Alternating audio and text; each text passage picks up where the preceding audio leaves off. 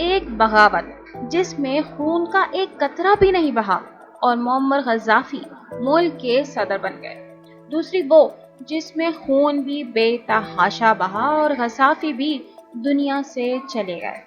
دونوں بغاوتوں میں گورنمنٹ بدلی، نظام بدلے، لوگ بدلے، دونوں بغاوتوں کا نام ایک ہی، غزہ۔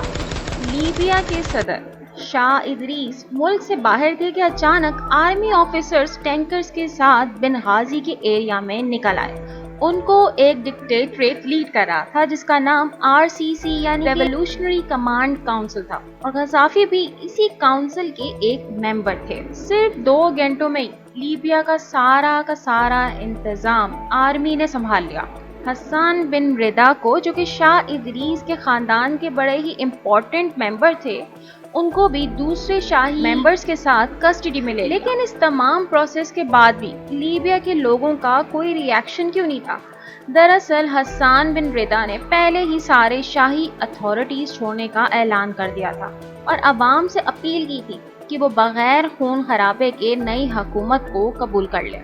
RCC نے ملک کی آزادی اور اسے خود مختار ریاست بنانے کا اعلان کرتے ہوئے اسے لیبین عرب ریپبلک قرار دیا۔ قذافی ملٹری یونیورسٹی اکیڈمی اور UK کی رائل ملٹری سے ایجوکیشن کمپلیٹ کرنے کے بعد لیبیا کی فوج میں ایز اے کیپٹن بھرتی ہوئے۔ وہ ایجپٹ کے صدر جمال عبد الناصر کو بہت زیادہ آئیڈیلائز کرتے تھے اور ان کے بغاوت کے انداز کو بھی، لیکن ایسا کرنے کے لیے غزافی کو پورا کا پورا ایک پلان بنانا تھا، تو انہوں نے ایسا ہی کیا۔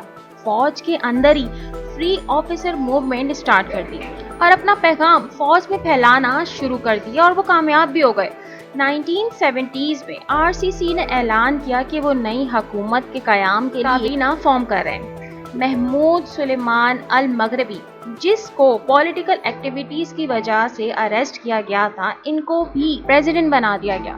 نیکسٹ ڈے کابینہ کو ہدایت دی گئی کہ RCC ریکمینڈڈ سفارشات پر عمل کرتے ہوئے اسٹیٹ پالیسی بنائی جائے، قذافی کو کرنل کی پوزیشن پر ترقی دے دی جائے اور لیبیا کا کمانڈر چیف بنایا جائے، اور ایسا ہی ہوا، اور کرنل قذافی انتہائی پاورفل پرسنالٹی بن گئے اور کچھ ہی دنوں بعد وہ ملک کے سربراہ بن گئے، جو کہ 42 سالوں تک اسی پوزیشن پر رہے۔ لیکن قذافی انٹرنیشنلی اپنے انپریڈکٹیبل بیہیویئر کی وجہ سے پہچانے جانے لگے۔ ان کی حکومت نے دنیا بھر میں ایسے گروپس کو فائننسنگ دی جو اپنے ریولوشنری آبجیکٹیوز کی تلاش میں تھے۔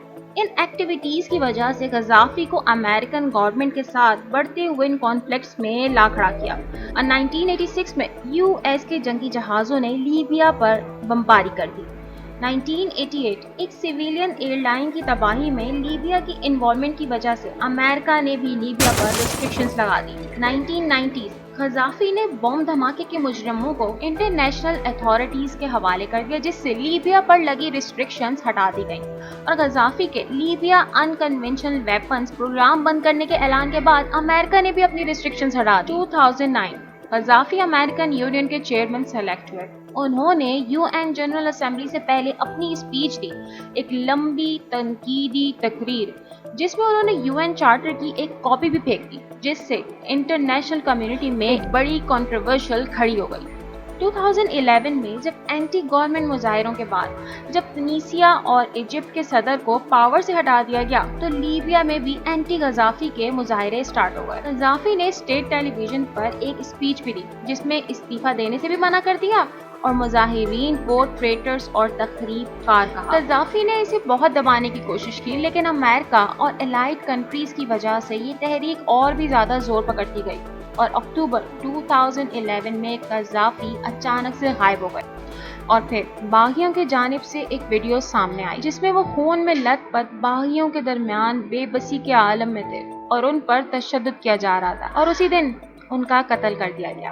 اور یوں ایک بغاوت کے ذریعے منظر عام پہ آنے والا قذافی دوسری بغاوت کے نتیجے میں منظر سے ہی ہمیشہ کے لیے چلا گیا۔